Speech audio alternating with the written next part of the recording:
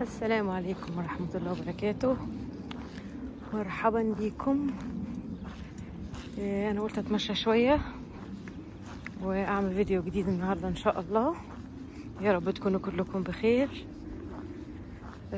ده نفس البارك اللي أنا جيت قبل كده، صورت هنا مرة بس كنا في الشتاء وكان كل ده متغطي بالسنو، بس هو نفسه، بس أنا جيت من الناحية التانية اللي فيها البلاي جراوند يعني، بس ما فيش حد،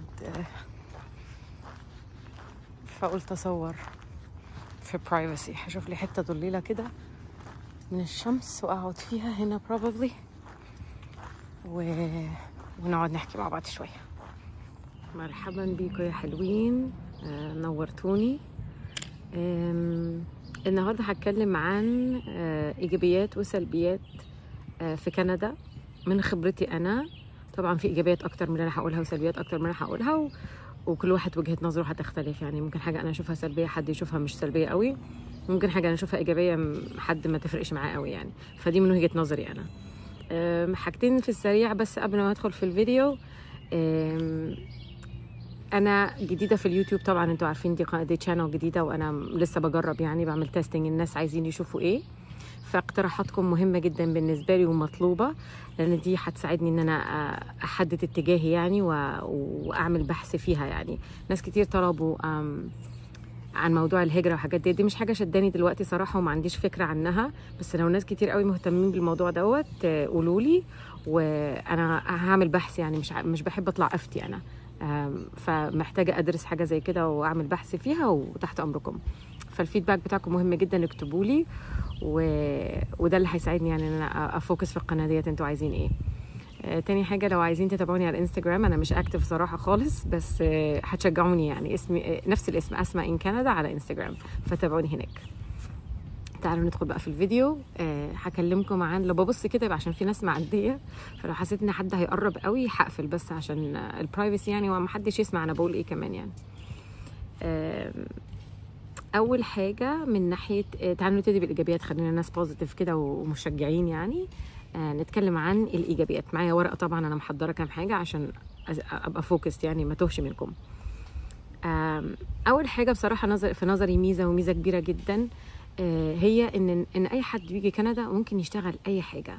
مش مهم انت ايه والباك جراوند بتاعك ايه، انت دكتور، انت عامل نظافه، انت موظف حكومي، انت بتشتغل في سوبر ماركت، كل الناس هنا متساويه، ما فيش فروقات ما بين الناس يعني.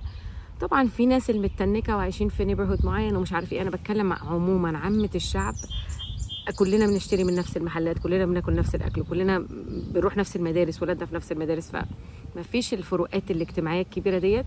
وما فيش حاجه اسمها واحد مثلا عامل بسيط يعني اوطى او اقل من دكتور او مهندس او نيرس او مدرس. ما فيش الكلام ده، ما فيش الفروقات الاجتماعيه ديت. اي حد ممكن يشتغل اي حاجه وله احترامه وله وقاره بيحتفظ بيه، مش مهم هو بيشتغل. دي حاجه بحبها قوي قوي هنا بصراحه. تاني حاجه، الطبيعه. طبعا كندا بلد كبيره جدا ومليانه مناظر طبيعيه، وحتى في الشتاء عندهم جبال وعندهم ما شاء الله انهار وبحيرات. بلد جميله جدا جدا في جمال الطبيعه، حاجه بتريح النفس كده لما تشوف الخضره او حتى تشوف البياض او حتى تشوف الجبال. على طول في مناظر طبيعيه جميله يعني. هرجع للنقطه ديت في السلبيات لان الجو مش حاجه جميله قوي. تالت حاجه، ناس كتير بيحبوا يعرفوا ان كندا التعليم فيها مجاني، ودي حاجه كويسه جدا. زي ما انا قلت، مش مهم انت دكتور، انت مهندس، مش عارف ايه، كلنا ولادنا في نفس المدارس الحكوميه، ومجانا. التعليم مجاني لكل الاطفال من اول حضانه كيندرجارتن لحد ما يتخرجوا من الهاي سكول اللي هي الثانوي يعني، الثانويه العامه. بس هي مش ثانويه عامه هنا. فدي ميزه طبعا، ان يعني الاهل مهما كانوا اشتغلوا، اذا كان شغلهم كبير جدا وبيكسبهم او ناس على قد حالهم وبيشتغلوا شغلانات يا دوبك تعيشهم، مش هيبقوا شايلين هم مصاريف مدارس. طبعا في برايفت وفي ناس بتختار دوت، بس دي حريه شخصيه مش اجباريه. اغلبيه الناس، اغلب الشعب كله بيروح مدارس حكومه، فالتعليم مجاني. تالت حاجه anyway مش مهم الكاونتنج. النقطه اللي بعد كده خاصة بالتدريس برضو في البلاد العربية، وأنا عشان من مصر تحديدا، وأنا كنت عايشة في مصر ودخلت مدارس في مصر. نظام التعليم هنا الولاد بيروحوا مش بالهوم ورك بتاع بلدنا. يعني انا فاكره ان انا كان بيبقى عندي واجبات، ولو ماده مش شاطره فيها لازم اخد درس، والدرس يديك واجب فوق الواجب بتاع المدرسه، ومذاكره مذاكره مذاكره عشان امتحانات.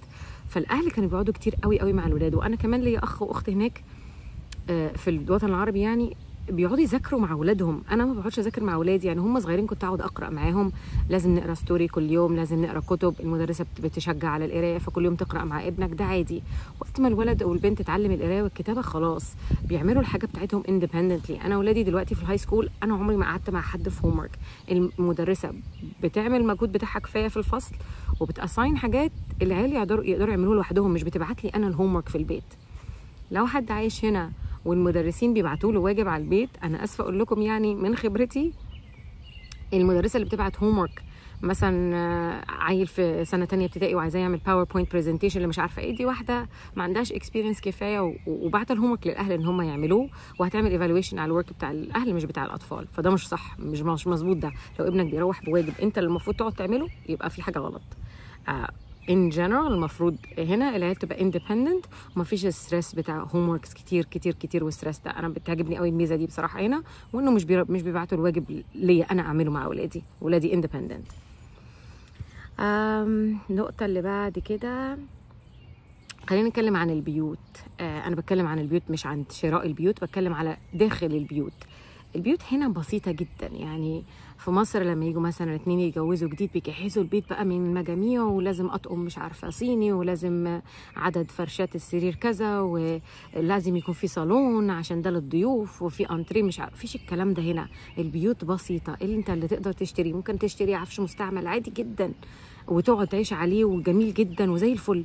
البيوت بسيطة. لما تدخل بيت ما فيش الطقم الانتريه اللي فيه ذهب وحاجات كده. طبعا في الكلام دوت، وفي ناس بيوتها كده، وفي ناس بتحب ده، ولو ذوقك دي يعني اهنيك على دوت وما فيش حاجه جو فور ات. لكن انا بحب البساطه، وبيعجبني ان ما فيش التكلف اللي زي في بلادنا بصراحه. في فرش البيوت بالذات، عفش بسيط، حاجه مطبخ بسيطه، الحاجات العمليه اللي احنا محتاجينها. في هوا جه دلوقتي، اسفه لو الهوا عامل في الميكروفون. بعد كده برضو خاص بالبيت، والنقطة ديت الستات هتحس بيها شوية، بالذات اللي عايش هنا وعايش في بلادهم أو بيروح زيارات. يعني أنا بحس إن نظافة البيوت، التولز والحاجات الموجودة أسهل لينا. يعني أنا بعمل بيتي بنفسي. لما بنزل مصر أجازة بحس قد إيه ده أنا ما بعملش حاجة مقارنة باللي مامتي مثلا بتعمله في مصر، والحاجات المطلوبة في مصر. وبس الستبس عشان تنظفي حاجة في مصر، وسجاد لازم يتنشر في مصر وتنفضي السجاد، ما فيش الكلام ده هنا. الحاجة تنظيف البيت سهل، والتولز بتاعته سهله جدا ان اي حد يعمله بايديه، وموضوع سهل وسريع صراحه. يعني بالفاكيوم على السريع، الموب الخفيفه على السريع. حتى الحمامات ما فيش بقى ان انت تكب ميه بقى وتعمل باللي هي المساحه بتاعه الميه ديت عشان تشد الميه على البلاعه. ما فيش الكلام ده. الدنيا بسيطه وسهله. على قد ما انا بتعب في تنظيف البيت وما بحبش المجهود، وكل شويه تنظف حاجه وما فيش يومين 3 تلاقي نفسك عايز تنظفها تاني، بحس قد ايه احنا في نعمه في موضوع النظافه ده. واحنا كستات، في رجاله بينظفوا طبعا وبيساعدوا، جزاهم الله خير، استمروا. انا اشجعكم جدا. بحب انا الناس اللي بتمد ايديها وتساعد يعني، بس مقارنه بالمجهود اللي بيتعمل اسهل بكتير بكتير في نظري يعني. طبعا مع الدرايرز اللي موجوده، ما فيش بننشر الغسيل، بنلم الغسيل في لو حد عايز، بس السيزون اللي ممكن تنشر فيه الغسيل هنا قليل قوي، 2 أو 3 بتوع الصيف، غير كده الجو ما يسمحش يعني. النقطه اللي بعد كده، في وصلنا لايه؟ البيوت بسيطه، رقم 7. بمناسبة البيوت برضو نقطة تانية، انه اي حد عايز يعمل اي حاجة في بيته ممكن يعملها بايديه. عندهم محلات هاردوير ستورز فيها كل حاجة. عايز تبيض بيتك، روح اشتري التولز وبيض بنفسك. عايز مثلا تغير دواليب، عندهم حتى الشخص اللي بيبيع لك الحاجات دي ممكن يشرح لك في فيديوهات، في ستيبس من عندهم هم حتى من المحل، وممكن على اليوتيوب دلوقتي كل حاجة موجودة. بس هو ان جنرال هنا الناس بتعمل بايديها، تروح تشتري الحاجات اللي انت عايزها وتعمل بايديك. العفش تشتريه وتركبه عادي. البياض تروح تشتري بياض وتبيض عادي. اي حاجة انت عايز تعملها في البيت، عايز تغير حنفية البيت خربت، تروح تشتري مش لازم تكون سباك اصلا، حاجات سهلة العمايل يعني. انا بصراحه مش شاطره في الموضوع ده، عملت كام حاجه بسيطه كده، لكن ان انا اخد بروجكت من اوله لاخره مثلا اغير دواليب مطبخ لا. لكن ابيض عملت. ربنا يكرمه اخويا، هو اللي لما جالنا زياره مره قلنا يلا هنبيض، وبيضنا كلنا انا واولادي معاه يعني، وعملناها يعني. وزوجي طبعا بيمد ايديه بيعمل حاجات بايديه. يعني بحاول افتكر لكم اكزامبل، مثلا عندنا زي حاجه اسمها كابانو كده، اوضه صغيره للخزين بنحط فيها مثلا العجل بتاع الشتاء بتاع العربيات، مثلا مكنه قص النجيله، الحاجات ديت. كان عندنا الباب عندها كان خشب وباش وشرب ميه، فجوزي راح اشترى باب واشترى الطوز وغير الباب بنفسه. طبعا هو عمره لو في مصر ما كان عمل حاجه زي كده، كان هيتصل بالنجار او وهم هيجوا يعملوا الناس، وربنا يكرمهم، ناس ما شاء الله عندهم يعني سكيلز العمل بايديهم ديت منتشره قوي في بلادنا. هنا موجوده، بس هتكلم عن العيب بتاعها دلوقتي. بعد كده اهتمامهم بالبيئه. على قد ما هي بلاد جميله، على قد ما الناس هنا فعلا بيحافظوا على البلاد ديت. اهتمامهم بالبيئه، في كل بيت عنده جردل الكومبوست اللي هو تدوير المواد العضويه. لو عندك بقايا اكل بتحطها في الكومبوست، بيجوا يشيلوها مره في الاسبوع. الريسايكلينج، كل حاجه بلاستيك، ازاز، ورق، كل حاجه لا بتعمل لها ريسايكلينج. كل بيت عنده 3 صناديق الزباله وريسايكلينج والكومبوست، وبتعمل حاجتك ديت. اعاده تدوير البلاستيكات، الحاجات ديت. يعني بيهتموا جدا بالبيئه طبعا. النظافه، الجناين، تنظيف الشوارع، العربيه بتعدي تنظف الشارع. عندنا في الشارع سكني يعني عادي جدا، مش بس الشوارع الرئيسيه. اهتمامهم بالبيئه حاجه جميله جدا، عشان كده البلد نظيفه، عشان كل الناس بتهتم بدوت يعني، ودي حاجه جميله جدا. بعد كده في نقطه كمان في المحلات بتعجبني قوي، النظام اللي هو ان انت ترجع حاجه في خلال 30 يوم. في ناس بيدوك 90 يوم. ممكن حاجه اصلا تشتريها وتلبسها وما ترتاحش فيها، او تلبسها مثلا وتغسلها ويحصل فيها خرم، تروح ترجعها لهم مثلا لو هي لبس. في محل معين هنا اسمه كوسكو، لو حد عايش هنا هيعرف. المحل ده ممكن اصلا لو اشتريت منه اكل وعملت الاكل ده وما عجبكش، تروح ترجعه لهم. يعني حتى لو طبخته قال لك حطوه في كيس وحطوه في الفريزر، فريزت، وبعدين هاتوا رجعوها لنا عادي. فنظام الكاستمر سيرفيس اللي هو فيه ان انت ترجع حاجه لو ما عجبتكش ديت، ترايت من غير ريسك، يعني ان انت تخسر فلوسك، نظام حلو قوي. طبعا في ناس ممكن تستغل الموضوع دوت، بس هو في نظري ميزه بصراحه. انت ما تخافش ان انت تجرب حاجه يمكن تعجبك، فهم واخدين الريسك دوت، لانه في النهايه الكاستمر ريليشن اللي هم عملوها ديت بتجيب لهم زباين اكتر يعني. رقم اللي بعد كده النظام اللي هو الهيلث كير المجاني. دي حاجه معروفه عن كندا في بلاد كتيره جدا، وناس كتير بيحسدونا عليها، ان النظام الصحي مجانا. دي ميزه وعيب، هتكلم عن العيب كمان شويه. بس هي الميزه الوحيده فيها ان هو مجاني، ان انت فعلا لو انت حالتك الصحيه تعبانه، او لو عندك مرض وحش لا سمح الله، او عندك حاجات طبيه دوريه، انت كل حاجه تبع الدوله. عندك عمليه جراحيات هتدفع، مش هتدفع ولا مليم، هي فعلا ببلاش، انت ما بتدفعش فلوس. الادويه مش ببلاش، والسنان والعيون مش ببلاش، بتدفع. السنان والعيون بتدفع كله من جيبك، الا لو عندك طبعا انشورنس برايفت.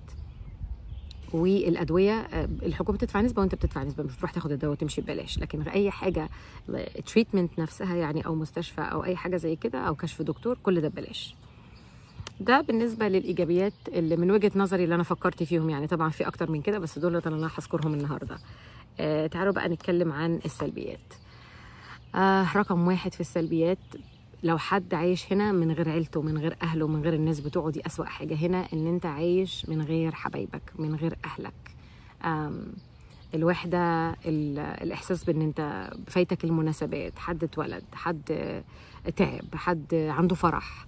سوري اضطريت اوقف، في شاب كان معدي بعجله من ورايا. هحاول اعمل اديت، انا لسه بتعلم، خلي بالكم ان انا اقطع الشخص دوت. مش عايزه اخد يعني اضايق حد وادخله في فيديو هو مش حابب يعني. كنت بتكلم عن نمرة 1 في السلبيات، هي ان انت بعيد عن اهلك، بعيد عن اسرتك، بعيد عن حبايبك. بيفوتك حاجات كتيرة جدا، افراح، احزان، مولود جديد، حفلة.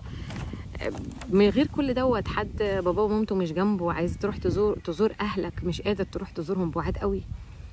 زعلان، عايز تروح تترمي في حضن امك، ما فيش الاوبشن دوت. ربنا يخلي لي بابا وماما يا رب، ويديهم الصحه والعافيه، واشوفكم على خير ان شاء الله.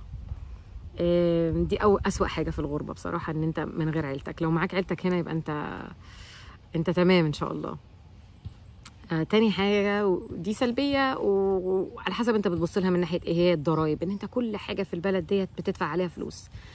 اشتغلت الساعه بتاعتك عليها فلوس، اشتريت اكل بتدفع عليه ضرايب، اشتريت لبس عليه ضرايب، حتى بيتك اللي بتشتريه عليك ضرايب للبيت. كل حاجه بتدفع عليها تاكسز، ما فيش ولا حاجه ما فيهاش الضرايب. فطبعا انت لما كل حاجه كده اجمعهم يعني adding up كل دوت، هتلاقي نفسك بتدفع مبلغ من دخلك كله، مبلغ كبير قوي ضرايب. يعني على حسب دخلك طبعا. كل ما زاد دخلك كل ما زادت الضرايب بتاعتك. ممكن حد يكون بيشتغل شغلانه توصل الضرايب بتاعته ان هي نص مرتبه تقريبا يعني، كل ما زاد الدخل بتاعك يعني. طبعا احنا بناخد خدمات قصادها، التعليم المجاني، العلاج المجاني وكل ده، بس في النهايه انت بتحس ان انت يعني ده مضحوك عليك يعني، بياخدوا منك اكتر مما يستحقوا يعني. انا مش باخد كل الخدمات بكل الفلوس اللي عمالين ياخدوها مني ديت، كل ساعه شغل عمالين يقصوا منها، فدي تعتبر عيب شويه يعني. رقم 3 بالنسبه لنا احنا كشرقيين وكمسلمين، ان كل حاجه في البلاد ديت مباحه. انت بتبقى قاعد في امانه الله، ولا معدي في امانه الله، ولا ماشي في امان الله، رايح شغل رايح مدرسه، كل حاجه ممكن تشوفها في نفس اليوم. انا بتكلم عن كل حاجه مباحه. ناس واقفه بتشرب حشيش، ناس عريانه، 2 بيعملوا حاجات مخدشه للحياء بالنسبه لنا ولديننا في بابليك. كل حاجه ممكن تتخيلها، الشواذ في كل حته، العري في كل حته، السكر في كل حته. طبعا انا مش بروح الاماكن دهيت، بس في حاجات فعلا مجرد انت رايح بارك مثلا بيكنيك مع اولادك، ممكن الناس يكونوا قاعدين بيسكروا جنبك، جايبين البيره بتاعتهم وعمالين يعني يشربوا القرف ده. فبالنسبه لنا احنا الحاجات المباحه دي، طب بعد شويه انت بتتعود ان انت يعني تاخد سكتك وتمشي الناحيه الثانيه، نغض البصر احنا كمسلمين. بس للاسف حوالينا وحوالين ولادنا وفي حياتنا اليوميه تقريبا بنشوف حاجات مهما رحت يمين شمال هي في سكتك يعني. فده عيب طبعا بالنسبه لنا كمسلمين وشرقيين. رقم 4 الجو. انا مش بتكلم على الجو ان هو البرد القارس اللي لا يحتمل او الحر القارس اللي لا يحتمل، لا، انا بتكلم عن الجو كئيب. الجو هنا الشمس مش كتير يعني، في الشتاء اليوم قصير جدا، فحتى لو يوم شمس الشمس بتبقى قليله جدا، بتلاقي الدنيا ضلمت من الساعه 4. وفي الصيف عندنا البلاد دي ممطره جدا، فكتير جدا يبقى ممكن تقعد 2 و3 الشمس ما تطلعش ولا يوم، فبيجي لك اكتئاب بعد شويه يعني. ما فيش شمس، نور ربنا سبحان الله ما فيش احلى منه. الشمس في البلاد ديت فعلا مش كتير، فالحر القارس مش بيبقى كتير، بتبقى اسابيع قليله قوي، بتبقى موجات يعني، يجي لك اسبوع موجه حر. غير كده الحر محتمل في نظري مقارنه بمصر. طبعا انا من مصر يا جماعه. والبرد بعد السنين بتتعود يعني. انت مجرد ما تمشي من باب البيت لباب العربيه حبه ساعه صغيرين وانت واقف مستني الاتوبيس المدرسه 10 دقائق يعني، مش حاجه، بتتعود يعني. حتى احنا قوه احتمالنا للبرد بتزيد يعني، ما بنلبسش الوينتر كوت التقيله قوي ديت والبوتس والجلافز انا طبعا عشان بكبر في السن محتاجه، لكن ولادي صغيرين يعني ممكن ما يلبسوش اصلا طاقيه ولا جوانتي مهما كانت درجه الحراره بره ناقص 25 حتى، عادي بيمشوا كده عادي. الشباب يعني متعودين. الوحش في الجو الكآبه في الضلمه، مفيش نور ربنا يعني. شوفوا انا جيت هنا الشمس كانت مشمسه، دلوقتي الجو مغيم وسحب فوقيه، الشمس اختفت. بعد كده النقطة لها علاقة بالحاجات اللي بتعملها بإيديكم، أنا شايفاها سلبية. هنا اليد العاملة غالية جدا جدا. أي حاجة تعطل عندك هتدفع دم قلبك عشان يصلحوها لك. يعني مثلا الحنفية اللي أنا قلت لكم عليها، هروح أشتري الحنفية ب50 ب$60 ب$100 حتى لو جبت ماركة عدلة وركبها ببلاش في البيت. عشان أنت تروح تجيب مثلا سباك بقى هتدفع له مثلا السيرفيس كول $100، الترانسبورتيشن بتاعه $60، الساعة الشغل بتاعته ب$120. هتلاقي نفسك دفعت $300 مثلا عشان واحد يغير لك حنفية. أي حاجة فيها يد عاملة هنا غالية جدا. أي حاجة، سباك كهربائي نجار، أي حاجة عايزة تتصلح أيا كان أنت في بيتك في شغلك، غالية جدا جدا اليد العاملة. وما شاء الله احنا في بلادنا الناس اللي هم اللي بيعملوا الحرف ديت بيبقوا شاطرين جدا جدا جدا في شغلهم. هنا كمان ممكن تجيب واحد وتدفع له كل ده ويبقى شغله اي كلام، ما يعجبكش يعني، مش زي المستوى اللي احنا متعودين عليه يعني في بلادنا. ما شاء الله عندنا ناس متمكنين من الحرف بتاعتهم قوي. نمرة 6 البلد ديت بلد استهلاكية. هم عاملين يعني انت بتاخد مرتب كويس، انت عايش كويس، بس احنا عايزينك تفضل تصرف الفلوس بتاعتك ديت. فهم كونسيومرز قوي يعني، بيعملوا الحاجه ما تعيش. حتى العفش اللي قلت لكم عليه بسيط ده بيبقى عفش، سوري في حاجه طارت. العفش اللي هم عاملينه بسيط دوت ما بيعيش، تلاقي مثلا بعد سنتين 3 الكنبه شرخت، الترابيزه اتكسرت، الحاجه خربت، الحاجه ما بتعيش. فهم عاملين الحاجه ما تعيش عشان انت تروح تشتري تاني. تشتري اللبس بعد 5-6 غسلات تلاقي الهدوم كده جربت كده او فيها خرم او حاجات ما تعيش خالص. عاملينها ان هي استهلاك سريع يعني. طبعا في حاجات اغلى بكتير وجوده بكتير، بس هتدفع فيها كتير قوي قوي قوي ديت. انا ما يعني دوت خارج اللي انا اعرفه يعني. احنا بنشتري الحاجات العاديه من محلات البني ادمين العاديين يعني. فهم كونسيومرز قوي هم عاملينها سيستم ان انت تفضل تصرف الفلوس دي، يفضلوا يجيبوك تاني. وكمان بلد الاستهلاكيين، يعني مثلا احنا في مصر مش متعودين على كده. يعني هنا يشتروا المناديل ويرموها، يشتروا اطباق ورق ويرموها، شبك ومعالق بلاستيك، كوبايات بلاستيك. على قد ما هم يحافظوا على البيئه، على قد ما هم كونسيومرز ما عندهمش اللي هي التدبير. يعني احنا في مصر مثلا ايه، بنستعمل فوط المطبخ اللي هي القماش ديت وننشف ايدينا، الفوط اللي هي الكيتشن تاولز اللي هي المناديل ديت مثلا نحطها لو هنقلي حاجه عشان تشرب الزيت الزياده. لا هنا استهلاكيين قوي، تلاقي الحاجات ديت البيبر برودكتس دي كتير قوي قوي قوي هنا، عشان عندهم اشجار كتير ولا ايه معرفش، بس الكونسيومينج عندهم عالي قوي قوي في حاجات كده. ما بتعجبنيش الحته دي فيهم يعني. طبعا ممكن يكونوا ناس غير كده. يعني انا في البيت انا بستعمل فوط المطبخ القماش العاديه واغسلها واستعملها تاني، والمناديل دي فعلا هي للقلي او لو حاجه مثلا همسح ازاز او حاجه، لكن غير كده انا بستعمل زي ما انا متعوده. ده اللي انا كتبته دلوقتي بالنسبه لي. النظام الصحي اخر حاجه في السلبيات، ان هو مجانا، بس هو يعني زي ما بيقولوا كده ايه بالمصري، موت يا حمار. عايز تشوف اخصائي، انت ممكن تستنى 6 شهور ما اتصلوش بيك يدوك ابوينتمنت اصلا. انت لو بس يعني عند حالتك حرجه، بتموت، بتنزل دم قدامهم، عظمه مكسوره قدامهم شايفينها بعينيهم، هتستنى كتير جدا جدا عقبال ما يجي دورك وحد يشوفك واخصائي. احنا في بلادنا متعودين ان انت جنبك بيوجعك تروح تشوف دكتور كلى، مش عارفه صدرك بيوجعك تروح تخصص صدر. المتخصصين هنا اصلا عشان تشوفهم ممكن تقعد مستني سنه يجي دورك. الاشعه، عايز مثلا انت ما عندكش مرض شديد او حراره شديده او حاجه شديده، مثلا الدكتور عايزك تعمل اشعه، انت ممكن مستني سي تي سكان سنه قبل ما يتصلوا بيك يجيبوا لك ابوينتمنت. فكل حاجه هنا فيها انتظار رهيب، ان انت تروح اصلا المستشفى وتستنى ممكن على حسب عندهم زحمه قد ايه، انت ممكن تستنى anywhere ما بين ساعتين ل 12 ساعه او اكتر مستني دورك عشان يشوفوك على حسب حالتك. ولو حد جه قبلك يعني في نفس الوقت وهو عنده برايورتي عنك، فانت طول ما انت قاعد اي حد يجي برايورتي عن حالتك هو اللي هيدخل مش انت. عندهم حاجه اسمها واكينج كلينيك هنا، بتبقى اسرع من المستشفيات شويه، بس برضو دلوقتي بقت بالابوينتمنت، ممكن ما تلاقيش ابوينتمنت، تفضل كل يوم تدخل على السيستم عشان تحاول تلاقي ابوينتمنت، تلاقي ابوينتمنت، ما فيش ابوينتمنتس اصلا، فبالعافيه بتحجز عشان تشوف دكتور يعني او تشوف متخصص. ده اللي انا كتبته يعني او جمعته يعني من افكاري بالنسبه للايجابيات والسلبيات في كندا. لو انتوا عايشين هنا او شايفين او سمعتوا حاجه تانية اكتبوا لي في الكومنتس تحت. لو حد عنده سؤال اكتبوا لي، انا برد على كل الكومنتس. لو حد بعت لي حاجه سؤال وانا ما ردتش، انا باذن الله بحضر لفيديو Q&A، فهرد في Q&A. يبقى سؤال محتاج حكي شويه او محتاج تفاصيل شويه، مش هقدر اكتبه بس في الحته بتاعه الكومنتس ديت. وكمان لو حسيت ان حد ممكن يستفيد بالرد بتاعي انا محوشاه يعني، فبدات اجمع اسئله لما الاقيهم كفايه باذن الله انا اعملهم في فيديو، هعملهم يعني ان شاء الله. انا قربت يعني قريبا باذن الله. واشكركم جدا جدا على المتابعه والدعم، واشوفكم على خير باذن الله. باي باي.